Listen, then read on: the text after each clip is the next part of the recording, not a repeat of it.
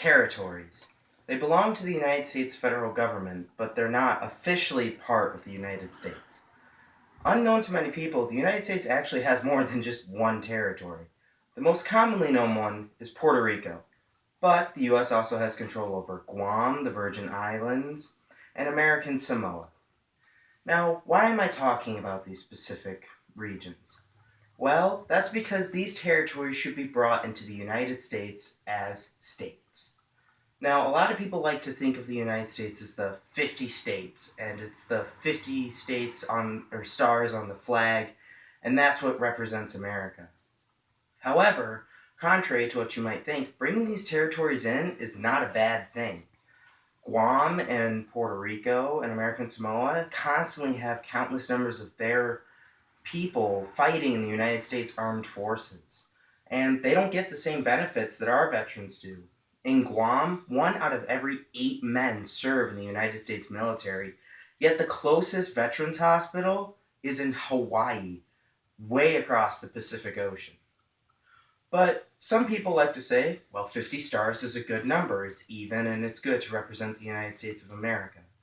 However, this logic is kind of flawed in the fact of you could make that argument for any number. Why bring Alaska into the states? 49 is just fine. We can't add another a star onto the flag. Why bring Hawaii in? 48 is just fine. You know, it's a nice even number. It looks good on a flag. It really doesn't matter. And the American flag has changed over its entire history. The American flag had 13 stars, and then it had 35 stars, and then it's adaptable to change.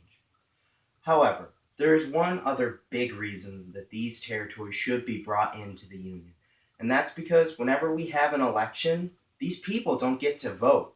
These people are born either U.S. citizens or U.S. residents, and they don't get a voice in their government. Puerto Rico, their people are born U.S. citizens, yet they don't get the same rights and privileges that the U.S. citizens get here. They don't get to vote who's president. They don't get to vote who their senator is.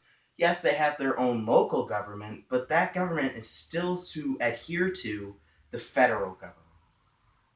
Guam and the Virgin Islands and American Samoa don't even get U.S. citizenship. They're considered residents and aren't supposed to be allowed into the Union because they can't adapt to Anglo-Saxon principles. It's just ridiculous at this point in the modern era. We have plenty of different cultures and people that live within the United States who easily can adhere to the government that we have here. However, a third and final point for why these territories should be brought into the Union is because these people, but they're treated as though they're somehow less than human. You're from Puerto Rico, so therefore you cannot be from the United States, despite the fact you're born a United States citizen, but you're still not in America. It just doesn't make any sense when you think about it. Not to mention, we have some very popular people here who are from these areas. One of the Supreme Court justices is from Puerto Rico, and news often reported her as a Puerto Rican immigrant. But she's not a Puerto Rican immigrant. She's a U.S. citizen who just came from Puerto Rico to the United States. That's like saying someone from Texas going to Pennsylvania is a Texan immigrant or a Pennsylvanian immigrant or whatever. It just doesn't work in the end. What time are we at? You keep going, man. You got 5 minutes, right? 6. Oh, you better keep jogging. Puerto Rico is probably the most notable for wanting to become a state. However, oftentimes a lot of Americans think Puerto Rico shouldn't come into the Union. We can't have 51 stars. It just doesn't look good on a flag. But if you simply Google a 51-starred flag, it looks just like the other flag. Or maybe the flag does need to be redesigned. I mean, I don't have the answer to that, but that doesn't mean that we cannot adapt to it. However, how do we bring these territories into the Union? What is the process we go through? What can we as individuals do to help these regions come in? Well, first and foremost, as American citizens, we could vote in elected officials who want to bring these territories in.